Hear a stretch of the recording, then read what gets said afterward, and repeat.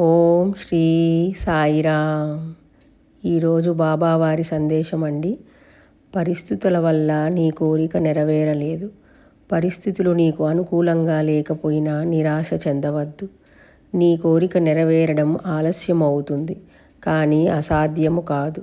శ్రద్ధ విశ్వాసములతో ముందుకు సాగు, అప్పుడు సర్వము శుభమవుతుంది. ఇదండి బాబావారి సందేశము.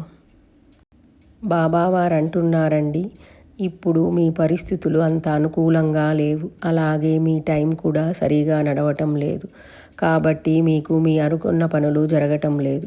కానీ మీరు దిగులు చెందవలసిన అవసరం లేదు. మీ పరిస్థితులు అన్నీ బాబావారికి తెలుసు. బాబా మీకోసము ఒక సరైన సమయాన్ని నిర్ణయిస్తారు.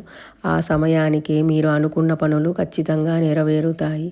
కాబట్టి మీరు దిగులు చెందకుండా భక్తి విశ్వాసములతో బాబావారి మీద నమ్మకంతో ముందుకు సాగండి. అన్నీ బాబాయే చూసుకుంటారు.